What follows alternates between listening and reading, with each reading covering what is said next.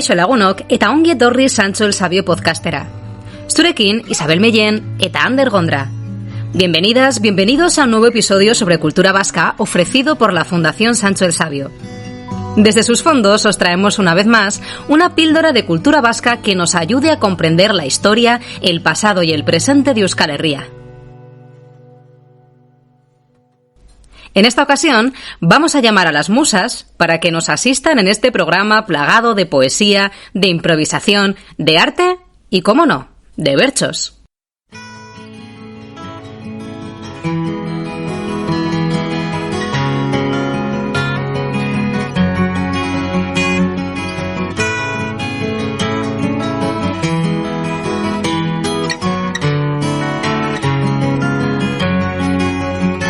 Bertso berriak jartzera nua Euskara garbi batian Hitz politen bila ez etorri Hortaz gelditu atian Barruak lasaituko ditu Testarriaren kautian Nire kantuak idurituko du txakurren zaunka katian.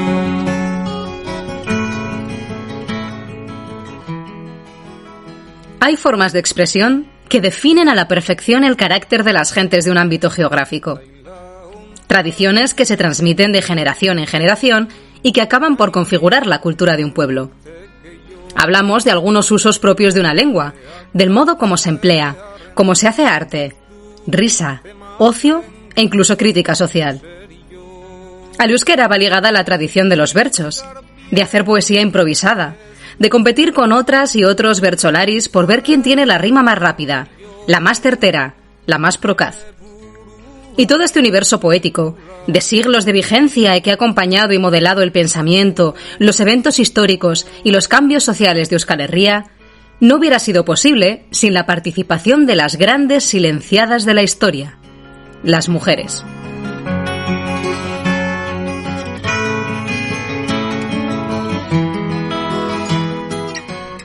Y es que, a pesar de que se ha querido buscar a las pioneras del bertsolarismo en nuestra edad contemporánea, las primeras mujeres de las que tenemos constancia que cantaban bertsos en público en Euskadi vivían en la lejana Edad Media.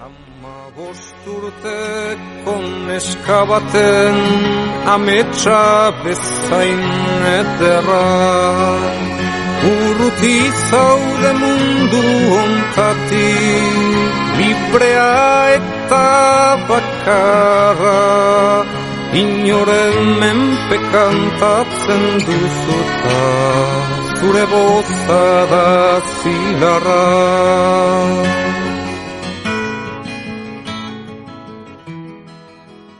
Zerete da andra erdiaren zauria?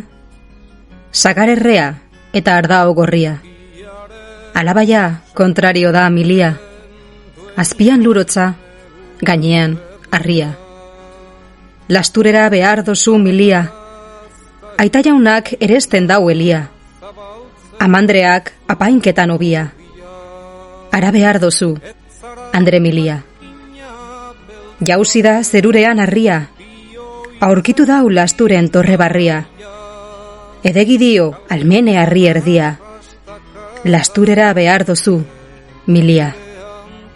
Arrenene, Andra milia lasturko, Peru Garziak egin deusko laburto. Egin dau Andra Marina arrazolako, ezkonbekio bere ideia dauko.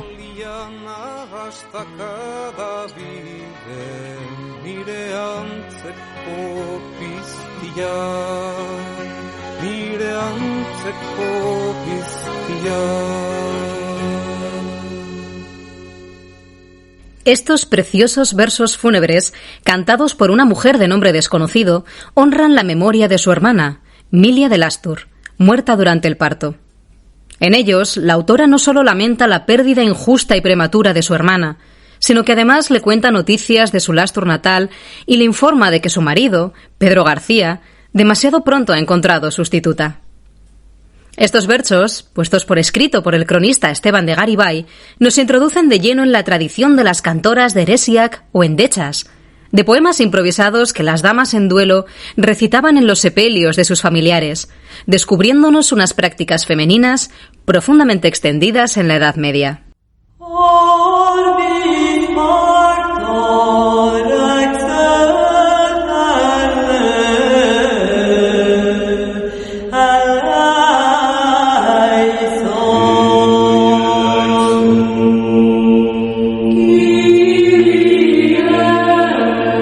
La muerte, el duelo, los ritos de difuntos, siempre han sido un ámbito que por rol de género ha recaído sobre las mujeres.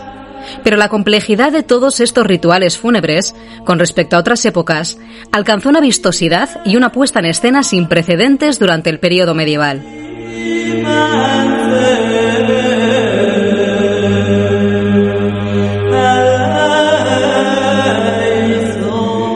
Las damas de la nobleza tenían un papel protagonista en los sepelios.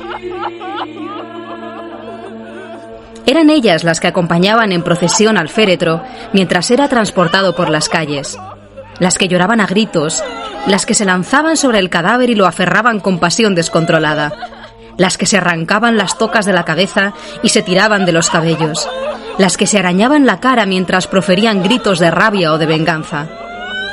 Este vistoso espectáculo callejero, en el que las mujeres llevaban a cabo esta estudiada y nada improvisada performance, la situaba frente al ámbito público como directoras y orquestadoras de los rituales de difuntos, que eran más exagerados y llamativos cuanto mayor era el estatus social de su linaje.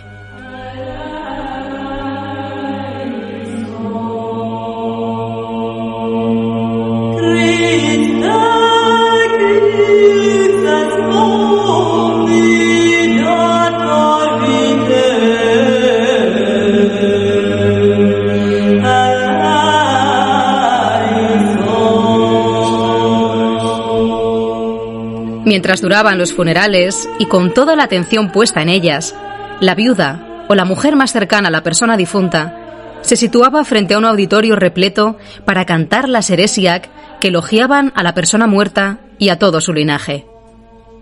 Pero en ocasiones, estos elogios se tornaban en auténticas amenazas y declaraciones abiertas de venganza. Sancha Ochoa de Ozaeta, en el funeral de su esposo Martín Báñez de Artazubiaga, asesinado por una familia rival durante las guerras de banderizos, clamó ante el público y el cadáver de su marido que quemaría todo Aramayo en represalia por su viudez y la orfandad de sus hijos. Oñetako lur jabil ikara, lau haragiok beran bezala, Martín Báñez ibarretan hildala, hartuko dot esku batean gazia, bestean zuzi irasegia, erreko dot Aramayo guztia.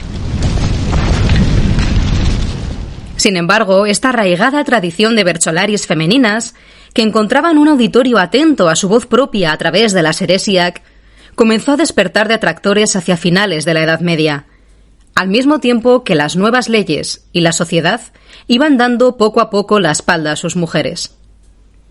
El Concejo de Lekeitio, en 1486, prohibió los plantos en los cortejos fúnebres y limitó la participación femenina con multas, mientras que en Guernica se sancionó el canto de Herésiac en los funerales con 120 maravedíes, llegándose incluso a prohibir esta práctica en Bilbao en 1493.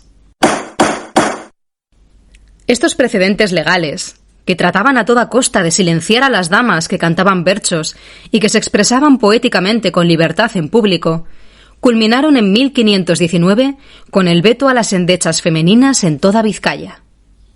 Así, durante el siglo XV y parte del XVI, se trató de erradicar este tradicional arte de las damas, poniendo fin a lo que el cronista Esteban de Garibay había denominado el siglo de las mujeres improvisadoras.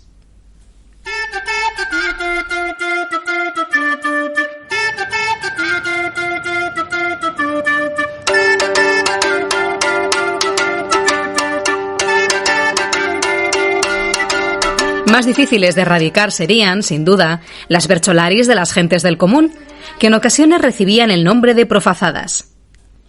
En el Foro Nuevo de Vizcaya se las describía de este modo: Mujeres que son conocidas por desvergonzadas y revolvedoras de vecindades, y ponen coplas y cantares a manera de libelo. Ez dugu nahi beste berorik zure musuen zua baino. Ez dugu nahi beste berorik zure musuen zua baino. Ez dugu nahi beste... A diferencia de las altas damas que improvisaban heresiak o endechas en los funerales y que gozaban de un prestigio social que las legitimaba a la hora de cantar berchos, las mujeres profazadas eran tenidas por maleantes y escandalosas. Sus críticas mordaces, sus sornas, sus burlas a personajes y a situaciones sociales que recitaban en versos improvisados debían incomodar a los hombres de su tiempo, que tomaron cartas en el asunto para tratar de silenciarlas.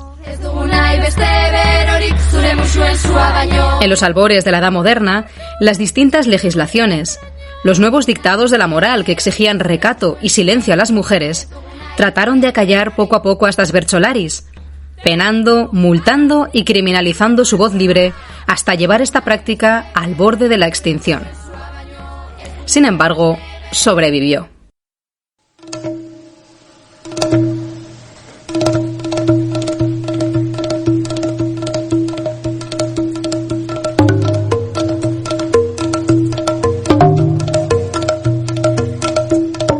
A pesar de que las mujeres eran constantemente expulsadas de las plazas, de los espacios públicos, de las tabernas donde se batían en duelos verbales los bercholaris, ellas siguieron rimando e improvisando en sus casas, en los lavaderos, en los espacios plenamente femeninos, donde aún conservaban algo de libertad. Así, fueron ellas las principales transmisoras de este arte de las palabras, las maestras de célebres bercholaris varones que reconocían, en muchas ocasiones, que habían aprendido la técnica en el hogar, escuchando las improvisaciones de sus madres y abuelas. Por ello, no puede entenderse el bercholarismo, este arte ancestral tan ligado a la cultura vasca, sin las damas que creaban endechas en los funerales, sin las mujeres profazadas, sin las amas de casa que al calor del hogar se entretenían en crear berchos que nunca salieron de aquellos muros, y sin todas las mujeres transgresoras que, a pesar del señalamiento social y del trato desigual que recibieron en plazas, tabernas y campeonatos, mantuvieron viva esta tradición y la elevaron a la categoría de arte. Por ello, como demuestran los estudios de Carmen Larrañaga Odriozola, Yonemiren Hernández García y otras investigadoras, de donde hemos sacado esta información, la historia del bercholarismo, sin las mujeres, se escribe a medias. Así, terminamos con unos polémicos berchos de Estitxu Arozena que causaron una encendida reacción en el público que asistió al Teatro Victoria Eugenia de San Sebastián el 24 de enero de 1993. Emakumeok mikrofonoan, jaso izan dugu burla. Gaur ere batzuk azarre daude, ezin dute disimula. Ni ziur nago, egunen baten, erakutsiko dugula, bertsolaritzak barra bilekin zerikusirik ez dula. Pues eso, nos quedamos con el mensaje de los dos últimos berchos, que nada tiene el bercholarismo que ver con los testículos.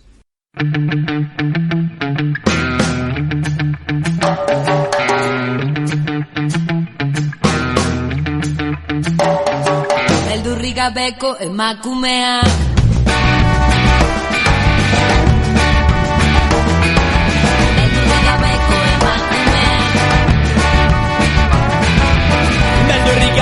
Emakumeak beldurra, obedientziaren aita da. Jantzaren alabak, errekin beltza, kanpotik tabarrutik alduak.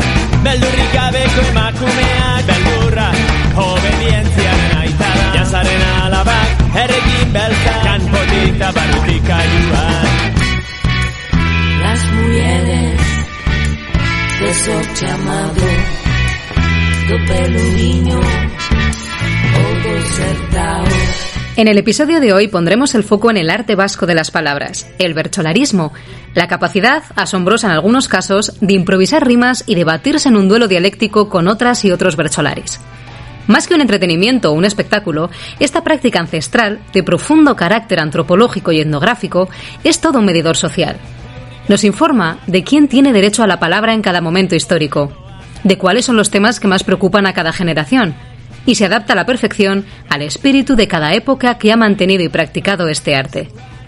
De todo ello iremos hablando a lo largo de este programa y comenzamos, como no, con Ander Gondra, que nos va a traer las obras más curiosas relacionadas con el bertsolarismo que alberga la Fundación Sancho el Sabio. De sorte amado, de Ligeus, de trampa do mercado, Saus homens, de sorte amado, de Ligeus, de trampa do mercado. Kaixo Ander, vamos a ver qué nos traes hoy en esta sección dedicada a comentar algunas de las joyas bibliográficas custodiadas en la Fundación Sancho el Sabio. Ya sabes que en esta ocasión vamos a hablar de bertsolarismo, así que cuéntanos, ¿qué tipo de materiales has encontrado? Paisa, muy buenas. Bueno, la verdad que el fondo dedicado al bertsolarismo es sumamente extenso, lo digo en cada programa, realmente cada tema, ¿no? Está atestado de materiales. Figuran más de 1000 referencias al realizar la búsqueda en la web de la Fundación Sancho el Sabio. Y para arrancar te traigo materiales sobre todo ligados a las primeras décadas del siglo XX. Un periodo que, bueno, dentro de la convulsa historia de este arte suele considerarse una etapa de resurgimiento, de paso desde una posición más marginal a una cierta, podríamos casi decir, oficialidad mediante los primeros campeonatos. De esos momentos, de ese periodo, por ejemplo, hay numerosos reportajes en revistas tanto de finales del XIX como de principios del siglo XX, dedicados a los momentos festivos en los que se realizaban los concursos de improvisadores. La verdad que leyendo estos reportajes se evidencia que estamos ante un momento de transición entre una etapa más centrada en desafíos y apuestas y unos certámenes ya más organizados, con presencia de jurados, etcétera. Apuestas que, por supuesto, también forman parte de la cultura vasca, ¿no? Sí, es parte del carácter, ¿no? Y se daban también en este mundo de los improvisadores. Llegados a este punto, la verdad que no me resisto a comentar una anécdota dentro del bertsolarismo, creo que, bueno, conocida, que la describen en la revista Euskal Herria en el año 1895. Se nos habla de uno de los más célebres desafíos de bersolaris improvisadores de la historia, que tuvo lugar en Villabona en el año 1802. Eso sí que es estar al pie de la noticia, ¿eh? O sea, contar algo que pasó 90 años antes. 90 años antes ocurrió algo que marcó un antes y un después y allí nos lo van a describir. Se juntaron entonces en ese año 4.000 personas para escuchar la lucha entre Zabala de Amezqueta y Chavalotegui de Hernani. Estaban en juego, según dicen, 5 onzas de oro. Y a duras penas cabía la multitud en la plaza del pueblo, para escuchar sobre todo todas estas gentes, pues cuantas ingeniosidades podía producir el cerebro humano, chistes de 1000 colores, dicharachos de la más sana y espontánea intención, etcétera. Todo un espectáculo que se tuvo que montar en la época, ¿no? Además, con esa afluencia que nos comentas, acudiendo casi en procesión a contemplar este duelo, podemos entender que esta tradición se mantuvo sumamente viva durante el siglo XIX y que poco a poco se iría formalizando en los campeonatos oficiales, ¿no?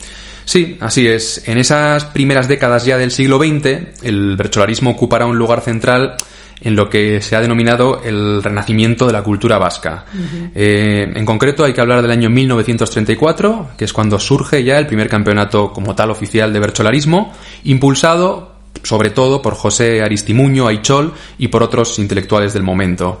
Este periodo, ¿no? Esta cierta profesionalización, por decirlo de algún modo, la verdad que suponía a su manera un desencaje, ¿no? En esa época. Verás, te lo cuento un poco, sí. Te lo explico. La gran figura, por ejemplo, de ese primer periodo del bertsolarismo clásico, convertida casi, diría, en leyenda, es Chirrita, bertsolari nacido en Hernani en 1860, todo un referente fundamental para este arte. Y cuando se crea esta estructura, vamos a decir, más oficial, más estandarizada, claro, Chirrita lleva toda la vida practicando lo que se llamaba un bertsolarismo de sidrería, ya que estas eran, sin lugar a dudas, pues bueno, los lugares más frecuentados por los bertsolaris de su generación. O sea, que en vez de las plazas, digamos que se ponían a ejercer este arte en las tabernas. Sí, venían de Hernani, pues imagínate, en temporada claro. de sidra, pues en toda comilona que se precie había bertsolaris, ¿no? Este paso desde un espacio más informal, de sobremesa, podríamos decir, a un campeonato con un tono más solemne y serio, resultó bastante chocante en un principio. Incluso el público, podríamos decir que era distinto, ya que en esos campeonatos, aparte del público habitual, estaban también presentes toda esa intelectualidad vasca del momento. O sea, que digamos que los intelectuales quisieron de algún modo apropiarse del bertsolarismo, de esa tradición más popular y darle una forma acorde a su forma de comprender la cultura, ¿no? Lo quisieron poner en el centro, prácticamente, como como una de las grandes muestras de ese resurgimiento y esa cultura vasca que estaba tan en boga en ese periodo. ¿Y Chirrita llegó a adaptarse a este nuevo formato o siguió más bien frecuentando las sidrerías? Bueno, Chirrita falleció en 1936, por lo que tan solo le dio tiempo a participar en 2 de estos certámenes. Resultó ganador en el de 1935. Mira. Pero sí que se cuenta que se encontraba algo fuera de lugar y que con la sorna habitual de la que solía hacer gala dejó incluso reflejado en algunos de sus versos pues esa situación un poco extraña que él estaba viviendo. Como curiosidad, en estos primeros certámenes se comenzaron también a copiar los versos para su posterior edición, lo cual dio paso progresivamente, ¿no?, a algunos de los primeros documentos valiosos, la verdad, a nivel histórico sobre el bercholarismo improvisado. Pero bueno, si te has quedado con ganas de saber algo más sobre el bercholarismo de sidrería, te puedo dar alguna otra pista. Pues la verdad que sí. Me interesa quizá más esa vertiente popular que esa versión oficial, ¿no? Además, el ambientazo en esas ocasiones más populares tenía que ser, una auténtica barbaridad, ¿no? Pues sí, mira, he podido consultar en la Fundación Sancho el Sabio 2 estupendos reportajes que la verdad que resultan muy simpáticos, publicados en una revista madrileña, la revista Estampa, en los años 1928 y 1931.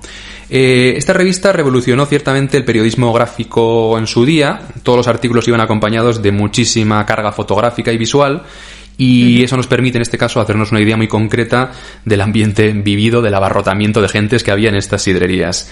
El primer reportaje se titula Manzanas, sidra y bercholaris en los caseríos guipuzcoanos, y nos dibuja el panorama de la temporada de sidrerías. El reportero llega con las carreteras bordeadas de manzanos, la recolección y la producción está ya a pleno rendimiento, y la peregrinación, dice, de autóctonos y de foráneos hasta las sidrerías buscando degustarla, pues es cada vez mayor. Pues casi como hoy en día, pero con berchos, ¿no? Eso es. Mejorada. No había quizás el famoso autobús que te lleva y te trae, pero oye, se las ingeniaban.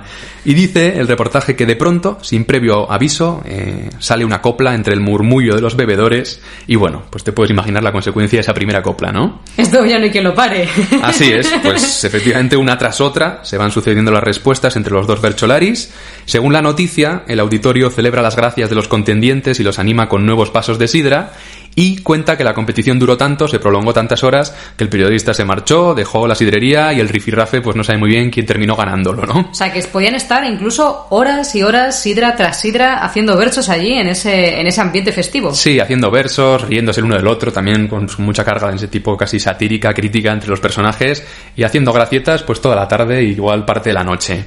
El segundo reportaje que os mencionaba nos presenta las festivas improvisaciones de los versolaris, así se llama, y viene acompañado de fotografías de algunos de los grandes personajes de la época. Aparece Pello Errota, Lujambio y el propio Chirrita, que está sentadito ahí en su silla perfectísimamente. Vemos además un par de imágenes también del gentío que se arremolinaba ante los versolaris, y el periodista reconoce que no se concibe una fiesta en la que no intervengan. Ellos son los que hacen las delicias de los caseros, que prefieren verlos actuar mejor que asistir a ningún otro espectáculo. Bueno, en resumen, ambos reportajes nos muestran el interés, casi diría etnográfico, que tenía ya en aquel entonces el mundo del bercholarismo a nivel nacional, porque ya os digo que es una revista madrileña, y sobre todo pues ligado a este mundo, a este contexto más rural y festivo. Pero en esas mismas fechas se estaban dando también otros esfuerzos editoriales que, si te parece, pues te os puedo ahora informar y se pueden consultar en la Fundación Sancho el Sabio. Claro, como antes apuntabas, comenzaron también entonces a aparecer las primeras publicaciones dedicadas al tema, que recordemos que, claro, pues viene siendo una tradición oral que rara vez deja su impronta por escrito, ¿no? Y eso, pues, al final deja reflejado para la posteridad algunos de estos versos que tienen un carácter efímero e improvisado por su propia esencia. En este sentido, ¿qué podemos consultar? Pues aquí sí podemos consultar una auténtica joya. Se conserva en Sancho el Sabio la colección completa de la revista Bercholarilla, la gran obra, diría yo, del impresor y editor guipuzcoano Juan José Macazaga, que durante un año, duró tan solo un añito, de septiembre del 31 a septiembre del 32, publicó semanalmente una revista de 4 hojas con producciones de bercholaris antiguos y modernos, legando a la posteridad pues un corpus importantísimo de poesía popular. Se dice que en los pueblos de Guipúzcoa hay muchas casas que aún los conservan como un auténtico tesoro, ¿no? Aquellas familias que guardaban para el recuerdo todos estos versos por fin plasmados en papel. Hay algo también que recalcan mucho los filólogos, y es que esa revista se publicaban los versos con gran fidelidad a las fuentes originales. Luego ha habido mucha tendencia a modificar un poco el habla, ¿no? Pero ahí no, se ligaban prácticamente tal como se habían descrito, y los hace pues todavía más valiosos quizás a nivel lingüístico. Entre los grandes colaboradores de esta revista, como no, estaba Chirrita, vecino. Presente en el mundo del bercholarismo de esta época, ¿no? El gran figura, no podías obviarlo. Y la imprenta de Macazaga, de hecho, publicó también en 1930, antes del fallecimiento de este personaje, el librito Chirritaren Testamentua, el testamento de Chirrita, en el que se incluían 120 estrofas del Bercholari. Este volumen también se puede consultar en la Fundación y es, pues ciertamente, casi un testamento escrito de esta figura mítica. Aquí creo que conviene apuntar, al menos como detalle, una pequeña cosa, ¿no? Muchos de los versos más conocidos de Chirrita y de muchos de sus contemporáneos no eran improvisados. En la mayor parte eran versos escritos, verso jarriak, que se les llama. O sea, el tema de la improvisación, digamos que venía un poco trabajada desde casa. No, tenían ambas vertientes. Eran unos auténticos cracks improvisando, pero muchos de los que han trascendido y de los que más se conocen son versos escritos y pensados, por tanto, con antelación. En el caso de Chirrita se dice que más que versos escritos eran versos dictados, porque él no sabía escribir. Así que, bueno, rara vez que se sepa, este corpus proviene de los momentos de improvisación y se conservan, por desgracia, muchos menos ejemplos de este tipo para este periodo en particular. Hasta ahora me has presentado ese momento de renacimiento, de revalorización del bercholarismo como elemento central de la cultura vasca a comienzos del siglo XX, pero todas las referencias que nos has traído son previas al estallido de la Guerra Civil. Posteriormente, ¿te gustaría destacar alguna otra obra del siglo XX por su relevancia? Hombre, la verdad que ahí has señalado un asunto peliagudo. La guerra supuso un auténtico batacazo para todo este movimiento que estábamos hasta ahora dibujando. En el 36 se inicia una década de completo silenciamiento y, como apunte que me parece significativo, el impulsor de esos primeros campeonatos que hemos mencionado, Aichol, fue fusilado ese mismo año en las tapias del cementerio de Hernani. O sea que el silenciamiento es literal y físico de muchas otras personas involucradas con esta causa, ¿no? Este silencio comenzó a revertirse poquito a poco, principalmente en el País Vasco francés. Una vez terminada la Segunda Guerra Mundial, surgió una nueva hornada de bercholaris muy activa y en la Fundación Sancho Sabio es numerosísima la cantidad de revistas de este territorio y en concreto está completa casi la colección de Herria, Euskaldunen Berriketaria, que desde el año 44 en adelante, pues entre sus páginas, la verdad que reflejaba con suma periodicidad, pues año tras año y casi mes a mes, certámenes y elementos y encuentros en los que pues el bercholarismo iba cobrando cada vez más envergadura. Los nombres que ahí se mencionan, poco a poco, pues fueron siendo los referentes de la época. Bercholaris como Machín, como Salvador, pues aparecen continuamente entre sus páginas. Y la última fecha, si te parece, que me gustaría señalar en este repaso, ya veis, raudo, es la de 1960. Ese año, ya por fin, la Academia de la Lengua Vasca, Euskaltzaindia, pudo ya organizar de nuevo ese campeonato, pues bueno, que se había quedado cortado, ¿no?, a raíz de la guerra. Continuó ese proyecto que se había visto frustrado en el 35 y en el 60, pues fue en el Teatro Victoria Eugenia, ya en un lugar todavía más emblemático y de mayor caché, ¿no? Acogió el teatro una velada y en Sancho el Sabio se puede consultar el volumen en el que se recogen los detalles y versos que allí se presentaron ese día, ¿no? A partir ya de ese año se sucedieron los certámenes a lo largo y ancho del territorio. Cobró una importancia, yo creo, indudable la figura de Antonio Zabala, que si recuerdas, hablamos de él en el capítulo anterior, en referencia a toda la compilación que había hecho de versos, ¿no?, vinculados a la guerra carlista, y su labor es impagable. Recuperó versos de todos estos periodos, décadas y siglos casi que estamos mencionando, y todo ello pues quedó compendiado sobre todo en una colección que él diseñó, a la que llamó Auspoa, y que poco a poco en ella se fueron publicando los versos improvisados de todas estas décadas, aumentando el volumen, ¿no?, de este corpus valiosísimo para la bercholaricha, hasta el punto de que en Sancho el Sabio este tesoro ya de la colección Auspoa suma más de 100 libros. Más de 100 libros, todos ellos plagados de versos. Algunos de figuras en concreto, otros de tapas o contextos o temáticas en particular. Bueno, una auténtica maravilla.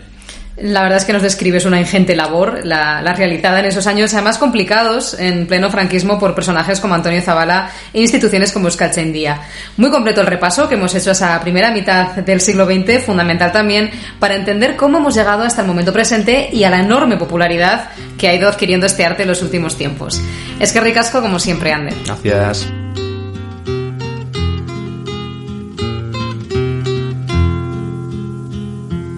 Gure aurreko guraso zarrak aspaldi xamarriltzian, Gukain bat bider faltatu gabe fede santuko hitzian.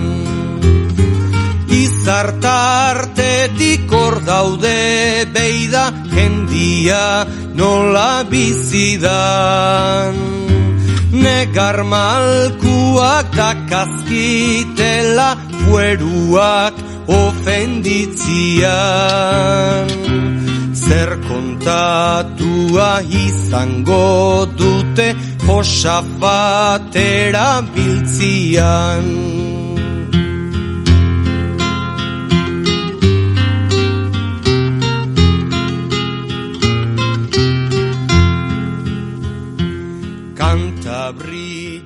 Para hablar de bertsolarismo y concretamente desde el punto de vista de las mujeres, contamos con la presencia hoy en nuestros micrófonos de Jone Miren Hernández García, profesora de Antropología Social en la UPV, Euskal Herriko Unibertsitatea, y gran especialista en esta tradición vasca. Kaixo Jone, ongi etorri. Kaixo, eskerrik asko. Bueno, la primera pregunta, para ir introduciéndonos poco a poco en esta cuestión, ¿tú cómo definirías el bertsolarismo?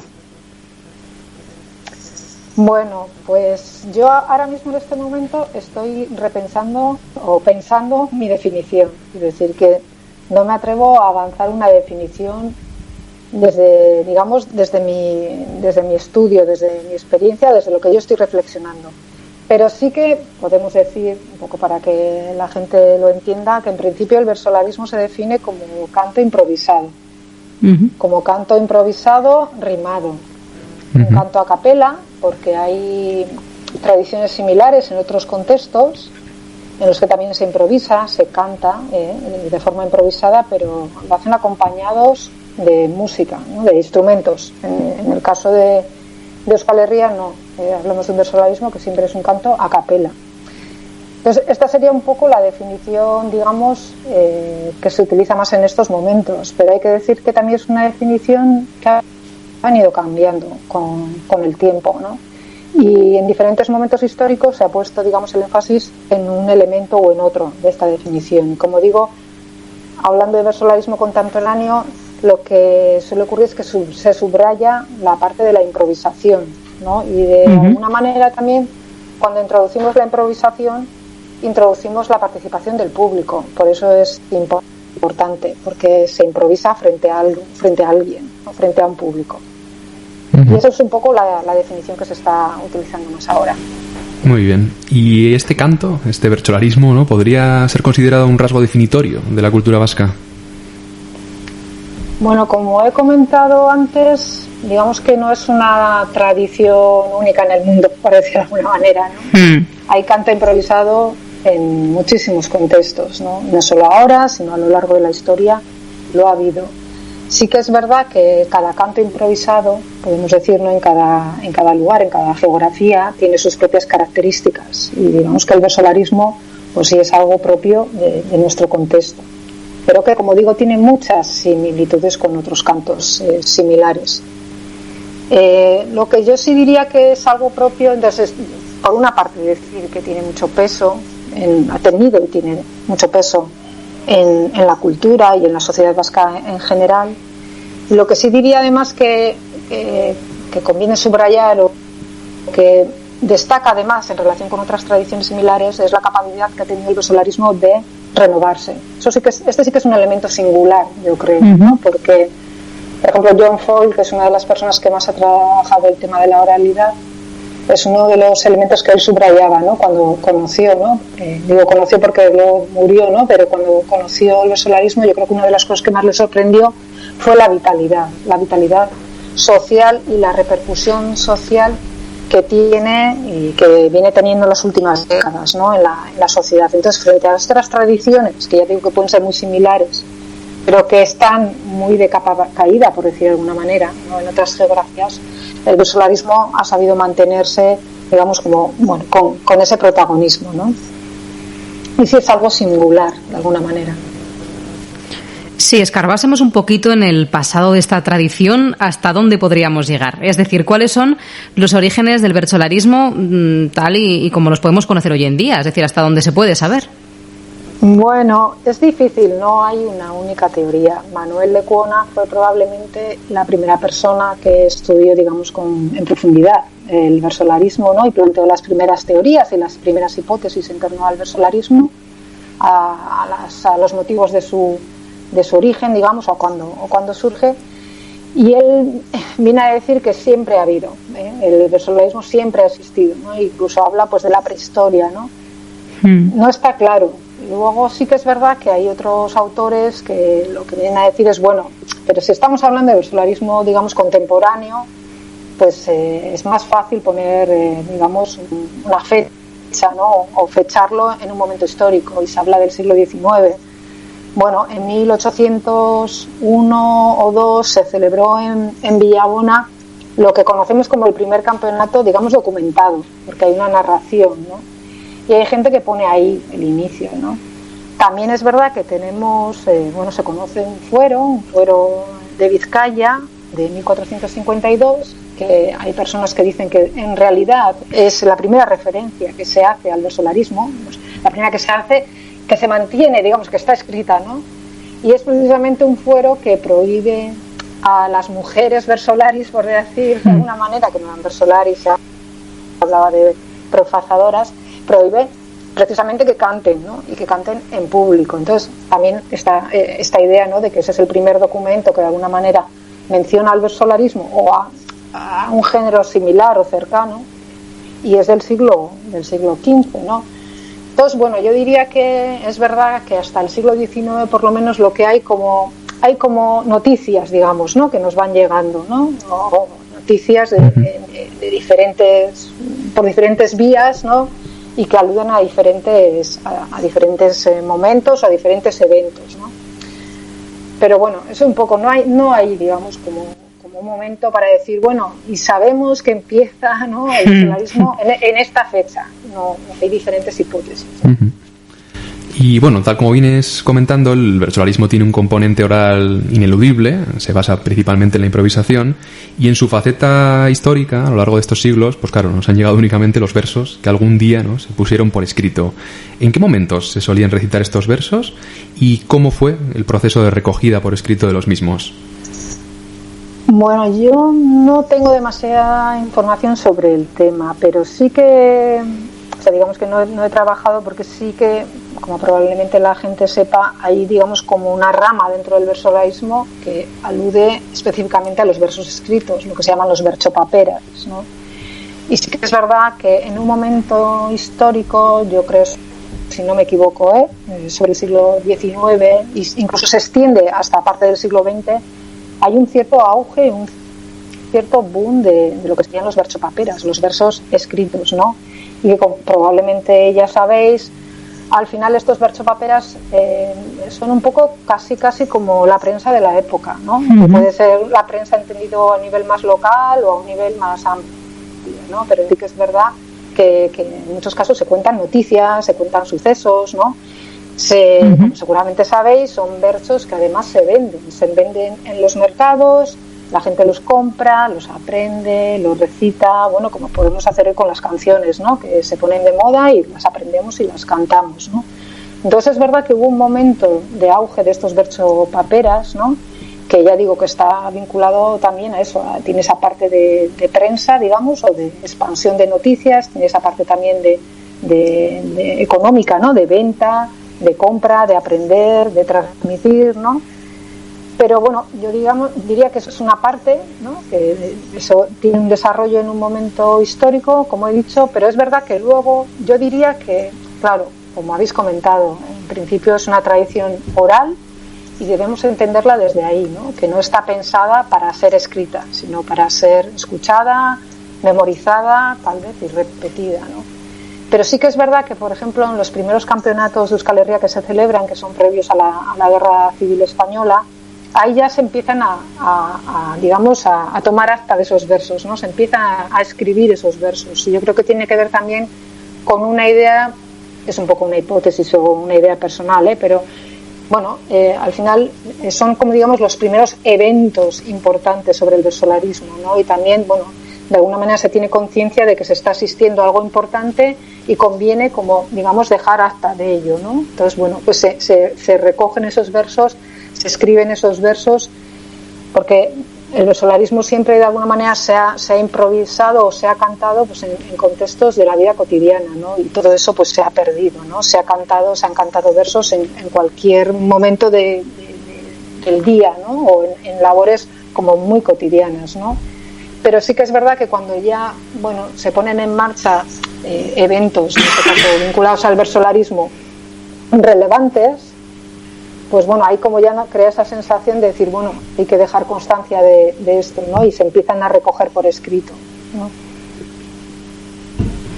Antes nos has hablado de esas mujeres profazadas y de cómo ese Foro Nuevo de Vizcaya trataba de silenciarlas y de acallarlas.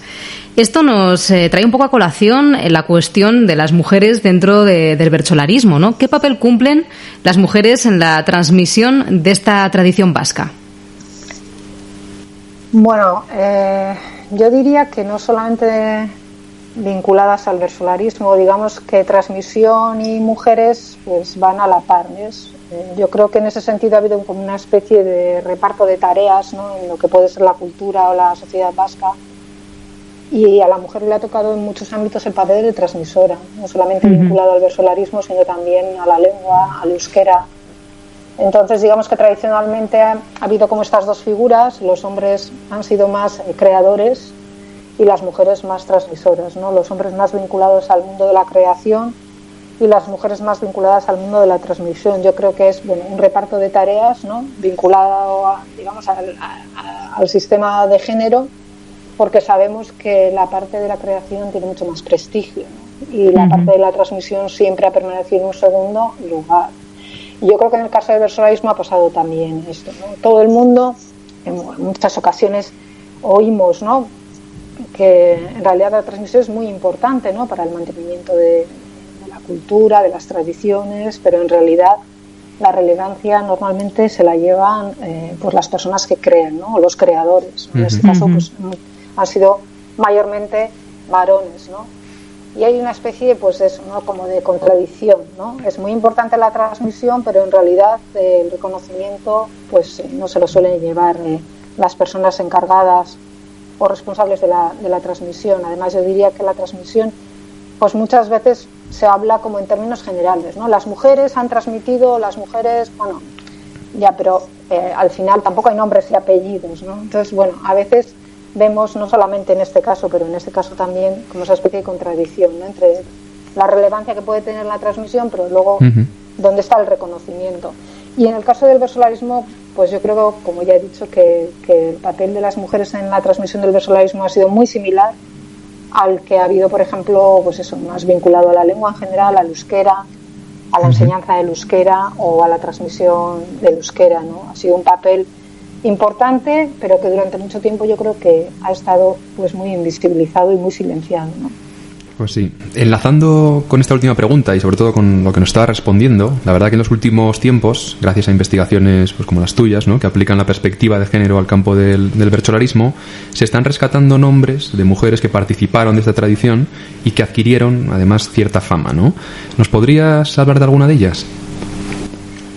Bueno, yo más que hablar de alguna de ellas os voy a dar alguna referencia que me parece interesante. Por una parte, yo quiero mencionar el trabajo de Carmen Larrañaga, que es una de las primeras, si no la primera mujer y la primera investigadora en este caso que pone el foco en el tema del género, ¿no?, que empieza a investigar en el ámbito del versolarismo desde el prisma de género y desde, digamos, las teorías feministas, ¿no? Entonces yo creo que es importante subrayar el trabajo de Carmen Larrañaga, que básicamente se desarrolla en los años 80, 90 fundamentalmente, y cualquier persona pues puede un poco indagar, y hay bastantes artículos suyos, hay material suyo que habla de estas mujeres, porque yo creo que una de sus aportaciones, hizo más aportaciones, pero una de ellas es precisamente sacar a la luz y llegó a entrevistar a muchas de esas mujeres que luego ya han muerto, ¿no?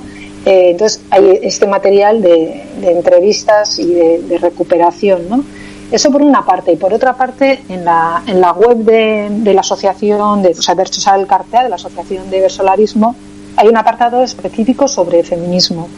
Y yo invitaría a la gente que entrase ahí dentro de ese apartado de feminismo. Hay otro subapartado que recoge distintos nombres de mujeres versolaris a lo largo de la historia, ¿no? Empezando ya por la primera referencia que se tiene, que sabemos que una mujer hizo unos versos, ¿no?, en relación además a la muerte de su hermana.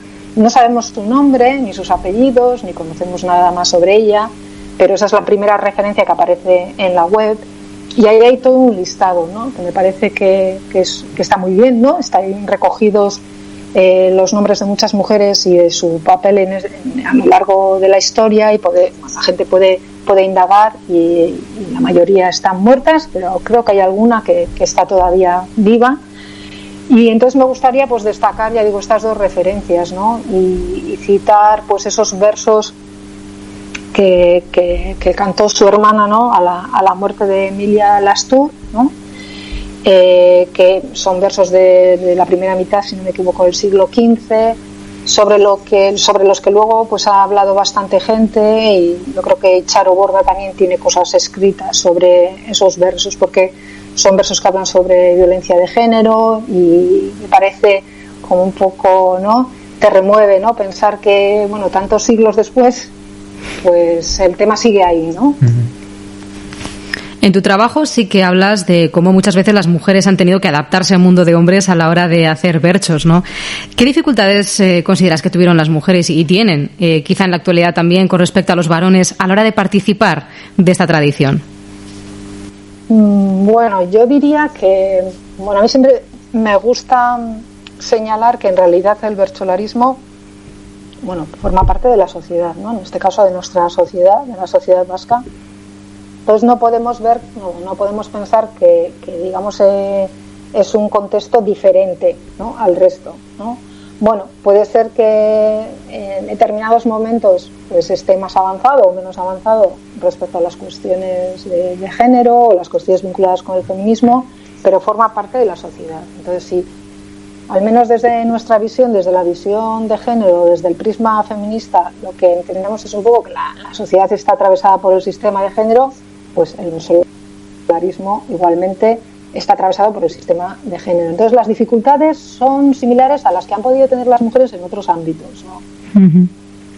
Bueno, si pensamos, por ejemplo, en el mundo del deporte, pues yo diría que se están consiguiendo muchas cosas. Evidentemente ha habido muchísimos avances, pero bueno, la situación, pues digamos que deja bastante que desear si lo comparamos con el deporte a nivel masculino, ¿no? Entonces, son dificultades que tienen que ver con esos problemas estructurales, ¿no?, de división de tareas, como hemos dicho antes, ¿no? Las mujeres asociadas más al mundo de lo privado, de la reproducción, los hombres más asociados al mundo de lo público, de la producción, y como históricamente, digamos, ha habido pues una diferencia en lo que unos ámbitos y otros tienen a nivel de prestigio, ¿no?, social. Entonces, para las mujeres ha sido muy difícil entrar a lo público en general, no solamente en la cultura, sino, como he dicho, pues en el deporte, en la política, en la economía.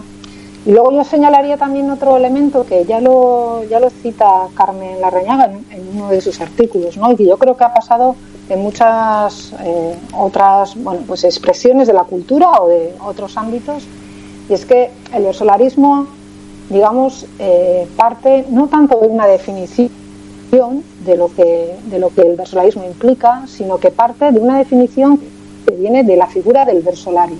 O sea, el bersolarismo durante muchos años se ha definido, se ha entendido desde la figura del versolari varón, ¿no? Esta es una idea que plantea Carmen Larrañaga. Y de alguna manera nos damos cuenta que el bersolarismo ha sido definido, digamos, desde los hombres y para los hombres, ¿no? Y de alguna manera ha sido eso lo que ha promovido también que ha habido más dificultades para que las mujeres hayan podido participar. Pero pasa lo mismo si pensamos con el fútbol, ¿no? Al final, ahora no tanto, pero hace solo unos años era extraño ver a mujeres jugando a fútbol. De alguna manera algo nos chirriaba. ¿Por qué? Pues porque, hemos aprendido a mirar el fútbol, a entender el fútbol, ¿no? Lo mismo otras expresiones deportivas, pues desde lo que han sido los protagonistas, ¿no? El fútbol se define como, al final como los propios jugadores nos muestran, ¿no? Pero claro, si solamente hay una parte de la población que lo ha practicado, pues digamos que al final se confunden como esos planos, ¿no? Y yo creo que Esta es una idea que plantea Carmen y yo creo que se acerca mucho a la realidad, ¿no? Por eso me parece interesante repensar, ¿no? Ahora que las mujeres pues bueno, ya han ganado bastante protagonismo en el versolarismo, repensar esta definición, ¿no? Si creemos que es una definición que viene desde una práctica del versolarismo, digamos, limitada a lo que han sido los varones, vamos a pensar qué significa a nivel de definición o qué nos aporta para una nueva definición la presencia de las mujeres, ¿no? No se trata solo que entren, digamos, en este ámbito, sino esa presencia, ¿qué implica? ¿A qué nos obliga? ¿Nos obliga a repensar esa definición, digamos, tradicional? ¿Nos obliga? ¿No nos obliga? ¿En qué sentido? Bueno, yo creo que ese es uno de los retos que tenemos hoy en día. Muy bien. En ese contexto, ¿no?, que nos estás ya en buena medida has apuntado algunas ideas al respecto, pero en ese contexto histórico, ¿no?, de participación de las mujeres dentro del bertsolarismo, ¿se podría decir que cuentan con una temática propia a la hora de practicarlo, alguna característica particular a la hora de hacer los bertsos, o en ese sentido su arte se parece más bien al de los hombres de su tiempo? Bueno, yo creo que el hecho de que hayan aparecido en las últimas décadas ya, ¿no?, mujeres en el escenario improvisando, ¿no?, como versolaris, bueno, yo creo que ha traído cosas importantes, ¿no? Pero no me atrevería a decir que hay diferencias, no sé. A ver, hay diferencias, claro, sí, a nivel de temática. Creo que es interesante que las mujeres, sobre todo en los últimos años, las mujeres versolaris están reflexionando sobre su propia ausencia del versolarismo, ¿no? Y sobre qué ha significado y qué significa eso, ¿no? Entonces hay como una especie de metaversolarismo, ¿no? El propio versolarismo reflexionando sobre el versolarismo, y eso me parece interesante que las mujeres están reflexionando, las mujeres versolaris sobre eso, ¿no? Y ahí sí que veo, ¿no?, que hay una reflexión, hay una toma de conciencia, hay una temática feminista, o incluso una provocación, digamos, no feminista, pero en ese sentido tampoco me parece que es algo diferente a lo que está pasando en la sociedad, ¿no? En la sociedad y en diferentes ámbitos, ¿no?, que se están poniendo sobre la mesa temáticas, cuestionamientos que igual hasta ahora no estaban, ¿no? Entonces no veo que sea algo tampoco muy diferente, ¿no?, porque ya he dicho antes que creo que el versolarismo está muy vinculado a la sociedad, ¿no? Entonces, bueno, yo creo que van un poco ahí a la par, ¿no? Y los mismos debates que se están produciendo ahora, digamos, a nivel de género, de feminismo, del versolarismo, también se están dando en otros espacios de la sociedad, ¿no? Entonces yo creo que sí que han traído cosas, ¿no?, y han innovado, ¿no?, sobre todo pues a nivel de perspectivas, de temáticas, pero no diría que es por ejemplo, por decir algo, ¿no?, y hasta donde yo entiendo, no diría que es un versolarismo diferente. Bueno, creo que aportan desde su posición, pero para mí, ya digo, lo más interesante yo creo que es ese sacar a la luz ese espacio o ese silencio, ¿no?, que ha existido hasta ahora. Eso para mí es igual lo más relevante, el poner sobre la mesa ese silencio y aportar cosas en ese silencio, ¿no? Entonces, bueno, nuevas temáticas, nuevos planteamientos, nuevas visiones, nuevo vocabulario, nuevas imágenes. Sí, pero creo que un poco en sintonía con lo que es el versolarismo en el siglo XXI, ¿no? No creo que como algo diferente, sino, bueno, en esa sintonía, ¿no? En este panorama que nos comentas, en el que cada vez hay más mujeres que participan en los campeonatos, en el versolarismo, y con esas nuevas temáticas que dices que se están aportando, ¿cuál crees que es? Bueno, ya nos has hablado del presente del versolarismo. ¿Cuál es el futuro de esta tradición? ¿Crees que está en plena forma el versolarismo hoy en día? Bueno, yo creo que sí. Yo creo que, a ver, el gran reto del versolarismo, pero yo a la vez pienso que es una de sus virtudes o es una de sus habilidades, es la supervivencia, ¿no? Y bueno, lo he dicho antes, ¿no?, que una de sus características, igual frente a las mismas o similares tradiciones en otros contextos, ha sido su capacidad de renovarse, ¿no? Y algo que está un poco de moda, ¿no?, ese concepto de reinventarse. Bueno, pues el versolarismo tiene esa capacidad de renovarse y reinventarse. Entonces, bueno, pues ahora seguramente, ¿no? Y la pandemia, entre otras cosas, también nos ha puesto a prueba en este campo, pues estamos pues en otro ciclo, en otro principio de ciclo, ¿no? Pero bueno, siempre es un reto, pero ya digo, yo creo, pues lo que yo pienso, que si en algo es especialista el versolarismo es en eso, en esa capacidad que tiene de renovarse, porque yo creo que de alguna manera existe la intuición en el versolarismo. Saben que si no se renuevan, pues bueno, ¿no? Renovarse o morir, ¿no? Entonces yo creo que es ese instinto casi, no me gusta demasiado la palabra instinto, pero es casi instinto de supervivencia el que hace seguir adelante, ¿no? Y yo creo que eso es uno de los retos, pero es una de las habilidades. O sea que bueno, yo tengo confianza, soy optimista.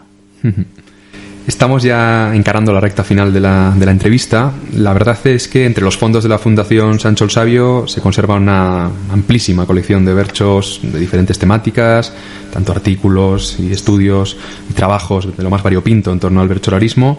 Y en ese sentido, ¿qué importancia tiene, en tu opinión, la custodia de forma escrita de todos estos versos que en un primer momento tenían un carácter aparentemente oral, ¿no? ¿Qué importancia tiene todo esto para formar un corpus de cara al futuro? Bueno, pues a mí me parece absolutamente relevante, ¿no? Muy importante. Por lo menos para la investigación, que es el ámbito en el que yo me muevo, es fundamental, ¿no? Sí que es verdad, bueno, por una parte es un poco también contradictorio, ¿no? Porque por una parte estamos trabajando sobre una tradición oral y al final lo que tenemos son textos, ¿no? Entonces, bueno, es un poco tramposo, ¿no?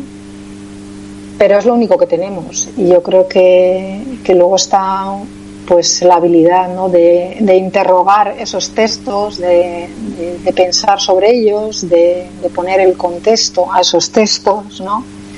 Sí que es verdad que yo creo que, bueno, y de pensar sobre ello, ¿no? Y de, bueno, lanzar hipótesis, ¿no? Y claro, sin eso es mucho más complicado. Sí que es verdad lo que iba a decir, ¿no? Que para nosotras cada vez es más difícil, ¿no? Como pensar, a mí hay una cosa que me emociona normalmente bastante y es pensar, ¿no? cómo era la sociedad, ¿no? En ese momento en el que lo único que había, digamos, para sostenerla era la oralidad, ¿no? Es decir, que no había más, ¿no? que la oralidad, y que la oralidad era el centro, ¿no? de la vida, por decir de alguna manera, ¿no? Entonces es verdad que yo creo que es muy difícil para nosotros y para nosotras imaginarnos ese contexto, ¿no? Es muy complicado, pero a mí me gusta mucho pensar sobre ello y imaginar, ¿no? Y por lo menos intentar imaginar, ¿no? Pero es verdad que sin esos textos es mucho más complicado. O sea, para mí como investigadora creo que es fundamental. Y bueno, ya para terminar, nos has hablado de la labor fundamental de Carmen Larrañaga en torno al versolarismo y a las mujeres, pero ¿qué otras lecturas nos recomiendas para poder complementar un poco todo lo que nos has ido contando en esta entrevista sobre versolarismo? Dinos algún trabajo tuyo para las personas que estén interesadas en seguir tu trayectoria, o bueno, también nos has recomendado trabajos ajenos, así que cuéntanos, ¿qué más podemos consultar? Bueno, pues yo vuelvo otra vez, os remito a la web de Bertsozale Elkartea, porque en ese apartado de feminismo que he citado antes, al margen de, digamos, de esta recopilación de nombres de mujeres bertsolaris en la historia, de lo que he hablado antes, también hay bastante material. Hay artículos, algunos míos, pero también de otras personas, artículos académicos, artículos menos académicos, digamos más divulgativos. Hay material también audiovisual, porque se han grabado pues conferencias o se han grabado mesas redondas, entonces hay bastante material. Entonces yo os remitiría a la web y a este apartado en concreto. Y luego, bueno, pues si queréis tener alguna referencia mía, pues voy a citar solamente un par de textos que están en euskera y en castellano.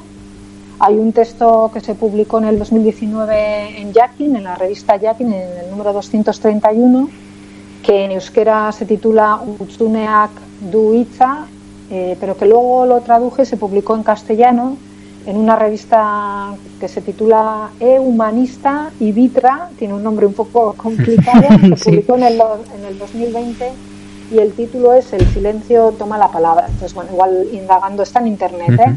Entonces, bueno, es el mismo texto en euskera y en castellano. Y luego hay un volumen que se titula, es un libro, Etnografía feminista, está en euskera, lo editó UEU y también la Universidad del País Vasco, y hay un capítulo, el libro está para descargar en internet, o sea, se puede descargar gratis, y hay un capítulo mío también, Odolak Badu Generorik, se publicó en el 2016, y este mismo capítulo aparece también en otro libro del mismo título, Etnografía Feministas, en este caso en castellano, se publicó en el 2018, y el título del capítulo es ¿Acaso tiene género la sangre? Es el mismo texto, ya digo, en las dos lenguas. Igual son como las aportaciones más recientes y que, bueno, igual son más fáciles de localizar. Bueno, es que ricasco, Jone, por toda esta panorámica que nos has hecho maravillosa en torno a esa tradición ancestral, podríamos decir, y cuyos orígenes se pierden entre las nieblas del tiempo del bercholarismo, ¿no? De esta tradición tan viva hoy en día y que tanto futuro le augura. Así que muchísimas gracias y esperamos poder contar contigo en otra ocasión para otra entrevista. Es que ricasco zuei eta beste bat arte. Agur. Agur, agur. Agur.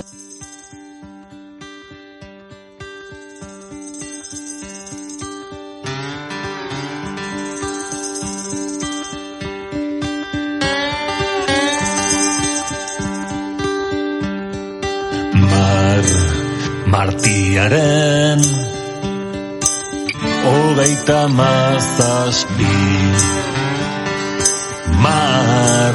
Martiaren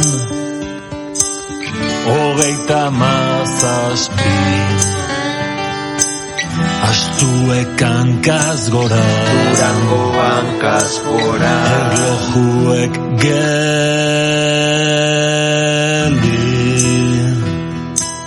Botikariaren txirringa Anaiarrebak, aitxitxa mamak, geure erraiak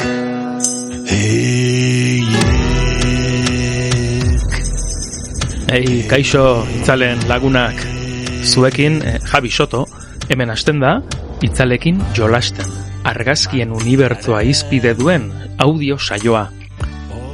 Ondo bertxotan, guk txikitan ikastolan, irakasleetako bat bertsolaria izanik, bertxotan ere egiten genuen.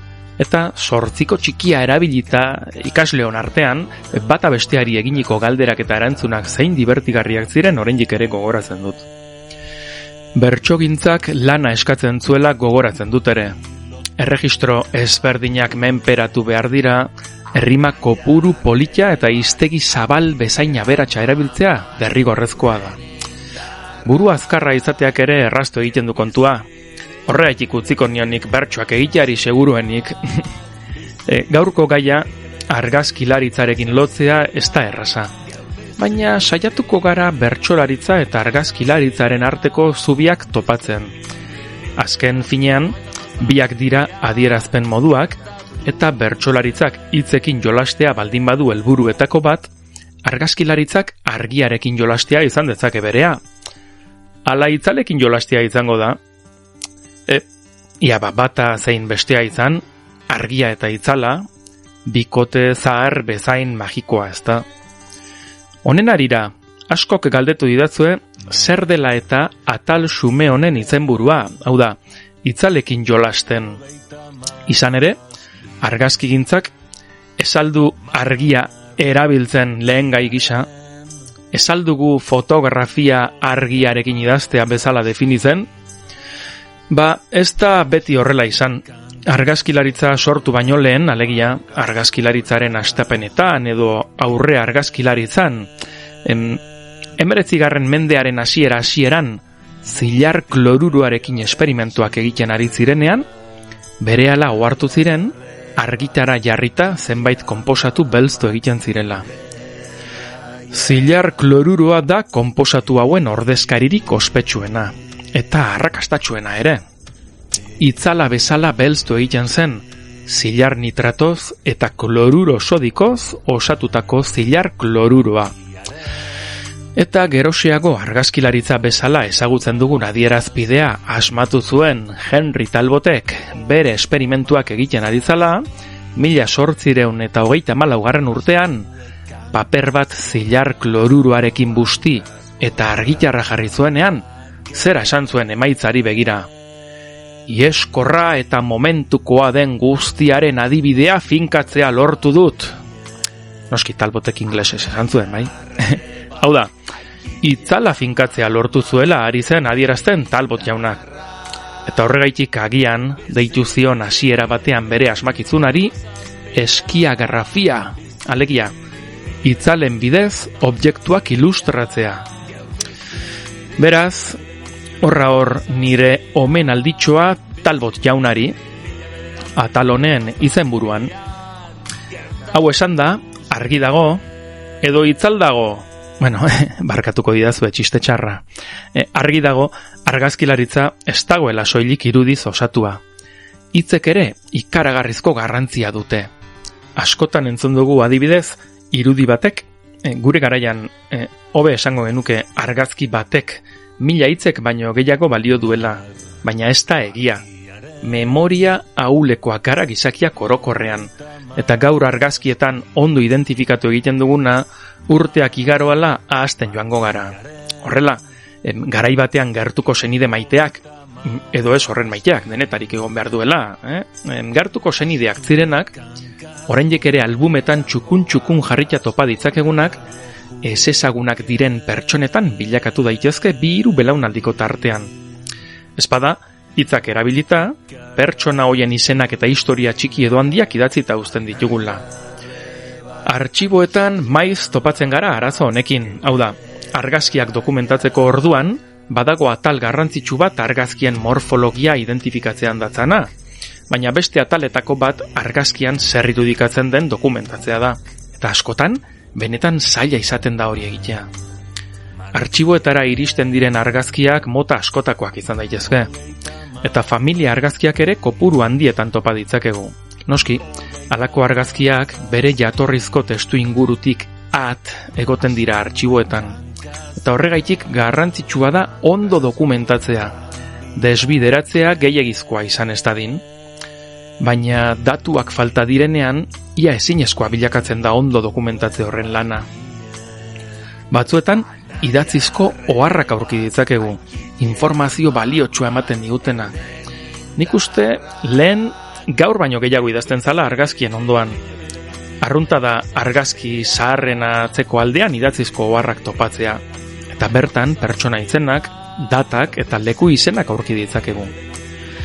Argi zuten gu baino lehenago bizi izan zirenek irudiek ez dituztela erabat ordezkatzen hitzak. Oso gomendagarria beraz, gaur egun oraindik ere, argazkien ondoan urtea, lekua edota bertan agertzen direnen izenak idaztea. Joan zuen familia albumetara eta eser zaitezte ama, aita, aititxe, amamarekin. Eta joan identifikatzen bertan ikusten dana. Idatzi papertxo batean, eta gorde argazkiekin batera. Etorkizunean eskartuko duzuen lan txikitxo bata, eta esperientzia interesgarria izango duzue iragana gogoratzean. Oharrik ez dagoenean ordea, nola jakin informazio guzti hori. Askotan, senideek ere ez dute gogoratuko. Zertan bilakatzen dira orduan, adibidez, garai batean norbaitek maitasunez osatutako albumak. Nik esango ditzuet. Mamuz betetako irudi sortak baino ez dira izango. Memoria izateko gaitasuna erabat galdurik. Paper gaineko mamu ez ezagunak. Ez ahaztu beraz, hitzak argazkiekin zabiltzatenean. Eta ezke nuke ahaztu behar, gaur mamu direnak garai batean norbaiten oroitzapen izan zirela. Gizaki anonimoak izango dira bai, baina errespetu osoa sor diegu zentzu horretan. Eta antzeko zentzuan gogo eta txikitxoa ere egin dezakegu. Bertsolaritzak ahozko tradizioari lotzen bazaio, argazkigintzak irudizko tradizioari lotzen zaiolako.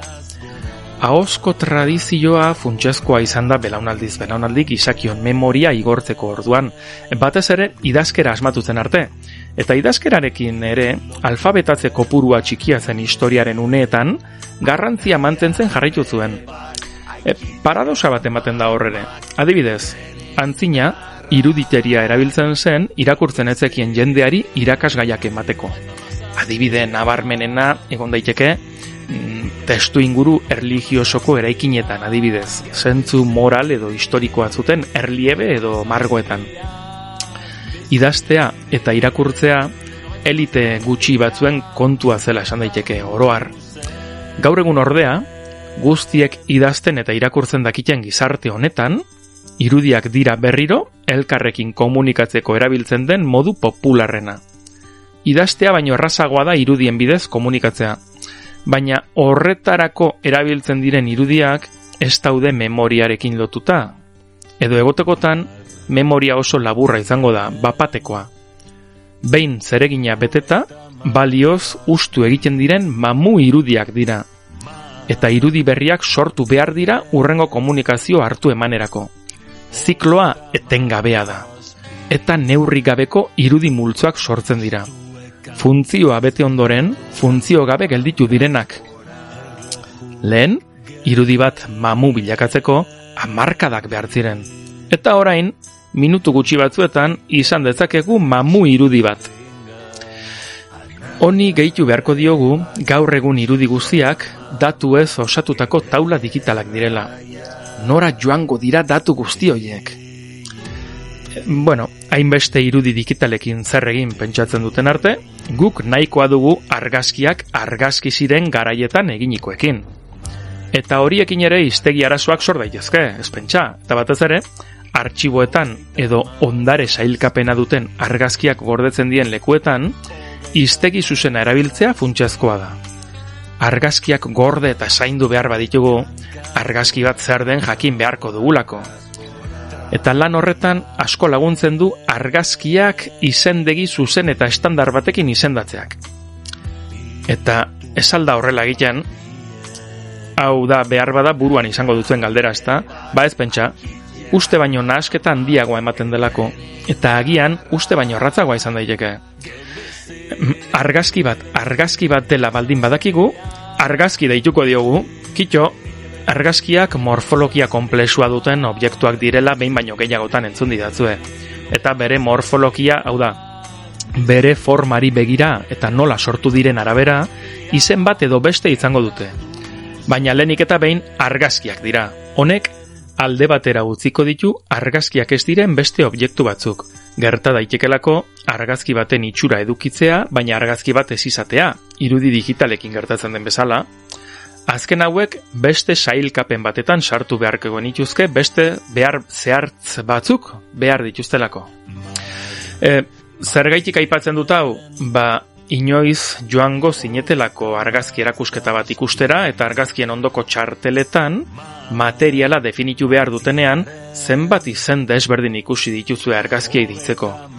Izan daiteke zilar gelatino bromurua, izan daiteke Z-print, izan daiteke jaikli, izan daiteke zuri beltza, lambda print, eta hau adibide gutxi batzu baino ez da. Lehenik eta behin, eskuartean edo begien aurrean zer daukagun jakin beharko dugu. Eta argazki bat dela baldin badakigu, lehenik eta behin ere, argazki bat dela jarri beharko genuke. Denok ulertzen dugun hitz batelako. Ondoren, gehiago konplikatu nahi izan ez gero, sistema fotosentxikorra aipatu genezake. Hau da, zilar gatzetan oinarritutakoa, adibidez. Baina, baita ere aglutinatzailea zein den jarri dezakegu, kolodioia, albumina edo gelatina adibidez. Euskarria zein den ere, hor ondoan, argi jarritza utzi dezakegu, papera, beira, eta oraindik ere zehatzago izan gintezke esaten errebelatu kimikoz edo zuzeneko belztearen ondorioz egina izan den aipatuz. Azkenik, izen historikoren bat edo komertzialen bat baldin badauka, aipatu daiteke ere, izan daiteke daguerrotipo, bisita txartela. Ikusten duzuenez, errazenetik konplexuenera joan gaitezke. Beti ere aurretik argazki bat zer den kontutan harturik. Hitzak baino ez dira, baina elkarrekin ulertzeko balio dute. Hitzekin jolastu egiten dute bertsolariek, eta irudiekin jolastu egiten dute argazkilariek. Guk biekin gozatu egiten dugu. Banoa, hitzalekin eta hitzekin jolastera. Hurrengoan beste gai bat ilotzen saiatuko gara.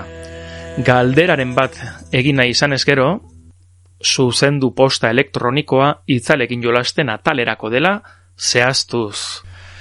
Eta nere hitzak abesti magiko bezain poetikoarekin apainduz, Iban Gorriti buru duen Toukbal proiektuaren barne dagoen Martiaren 37 abestia entzun duzue. Durangoko bombardaketa gogora ekartzeko, Gorritik zuzendu duen labur metrailerako espreski konposatutakoa. Ondo izan, eta hurrengo arte, itzalen lagunak!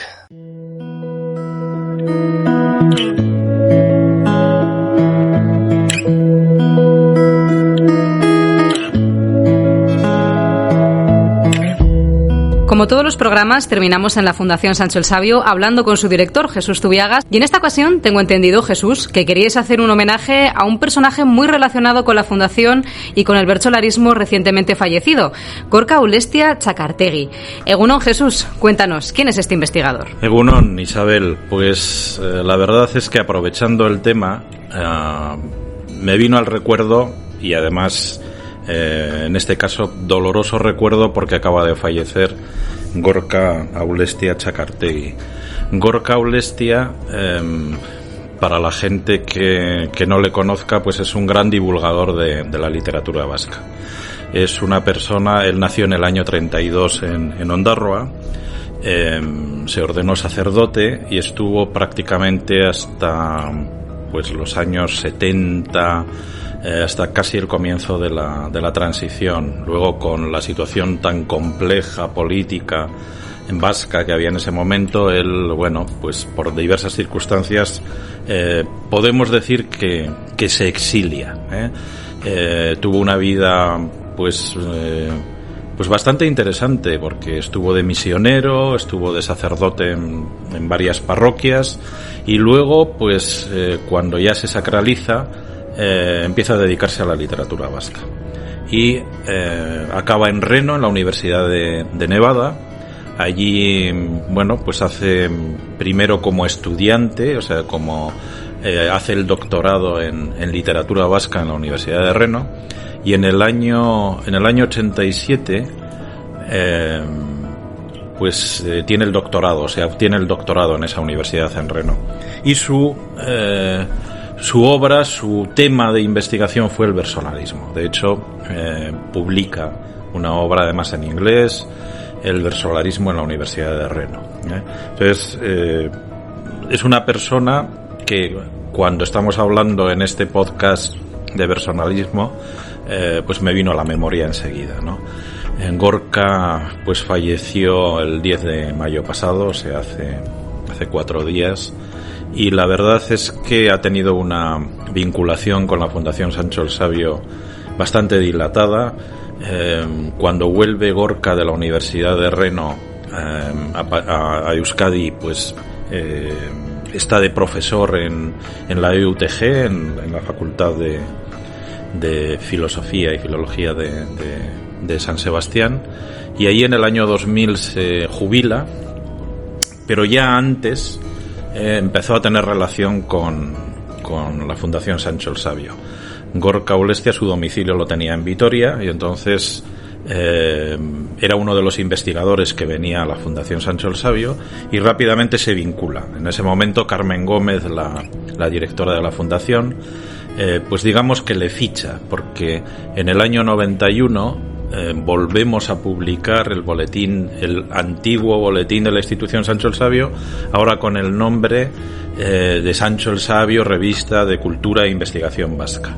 Y desde el primer número va a participar Gorka Ulestia, va a participar en todos los sentidos. Va a ser un codirector de la revista con Santiago de Pablo, y va a publicar artículos, o sea, desde el primer número va a ir publicando artículos de divulgación de literatura vasca. Y la verdad es que es un hombre que luego lo recopilamos, o sea, esos artículos se recopilaron y lo recopiló él también en otra obra, y tenía un carácter divulgativo pero muy atractivo, que era muy fácil de leer, y siempre dedicado a la cultura vasca.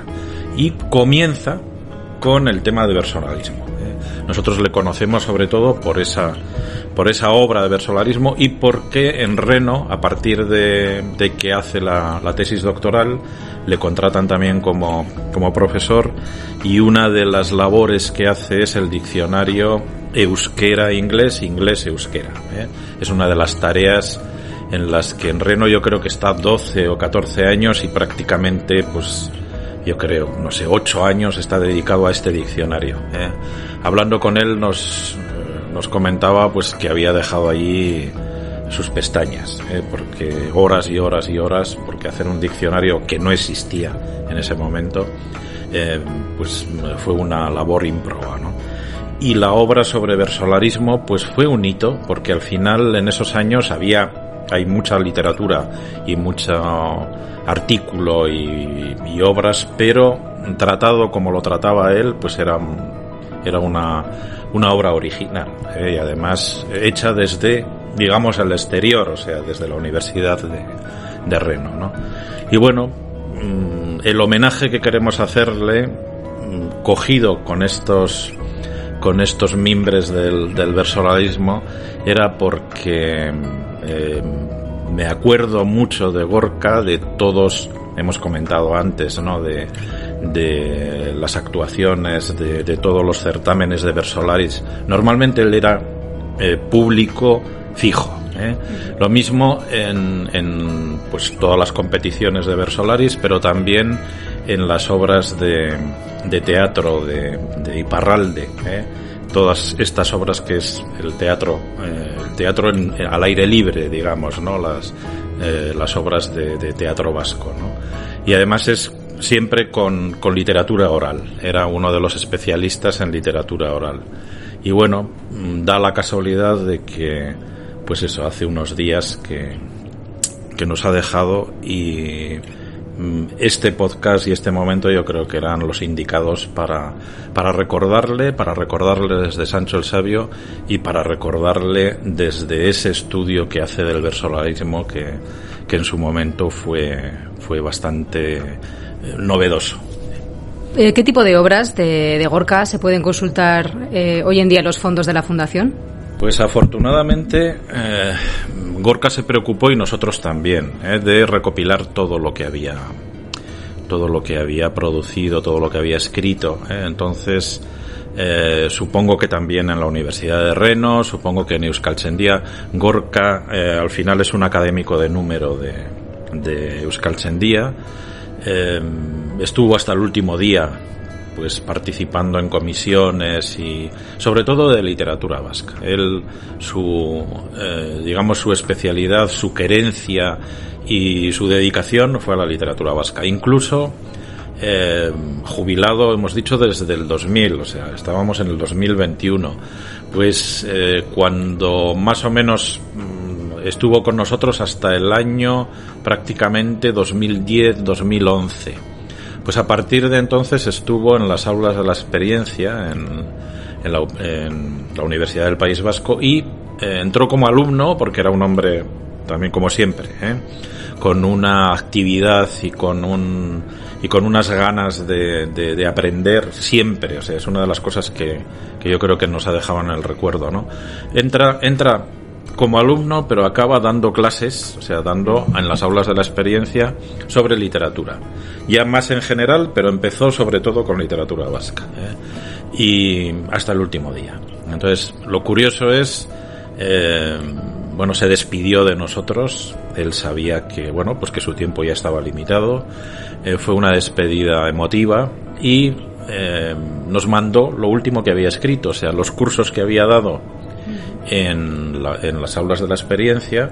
Pues él tenía unos apuntes preparados, pues hizo un documento con todo lo que había escrito, y dice: Jesús, esto es lo último que he hecho, Y a partir de que mandó esa obra, pues yo calculo estuvo unos 2 meses y luego falleció, ¿no? Pero da idea de su estructura mental, de su orden, de lo que le gustaba, ¿no? Entonces, hasta el último día, pues lo tenía todo planificado, se despidió de todo el mundo y nos dejó pues su última obra, ¿no? O sea, quien quiera ver leer todo lo que ha hecho Gorka Ulestia, pues efectivamente está en la Fundación Sancho el Sabio, porque él se preocupó de que estuviese aquí, aparte de que nosotros teníamos el interés, ¿no? Pero él, una de sus preocupaciones es que todo lo que escribía o todo lo que publicaba rápidamente nos informaba o nos mandaba una copia, ¿eh? Entonces la relación con él pues estrecha, ya hemos comentado, pues como codirector de la revista pues estuvo prácticamente 20 años, o sea, en el año 91 vuelve la segunda época y prácticamente, Gorka fue el alma de toda la publicación en euskera en la revista, o sea, para nosotros era una tranquilidad tener una persona que velaba por la calidad de lo que se iba a publicar en euskera en la revista Sancho el Sabio. Y así estuvo hasta pues prácticamente 2011, ¿no? Y él publicó bastantes cosas en la revista, siempre de divulgación de literatura. Y otro de los hitos que tenemos con él es se hizo una exposición sobre literatura vasca que le llamamos Los Escritores, que él coordinó, y también tiene una parte de versolarismo, y yo creo que en su momento también fue un hito, fue algo también original, o sea, fue una exposición sobre literatura vasca en toda la historia, pero se hicieron unas jornadas que él coordinó y bueno, pues resultaron muy atractivas. Bueno, Jesús, pues es que ricasco por traernos a la memoria a Gorka Ulestia, este personaje que ha sido tan importante para la Fundación Sancho el Sabio y también para toda la cultura vasca en general. Pues gracias, Isabel. Yo creo que era de justicia hablar de alguien que ha sido muy cercano a Sancho el Sabio. Y pues vuelvo a decir, la palabra versolarismo, pues en mi memoria es Gorka Ulestia.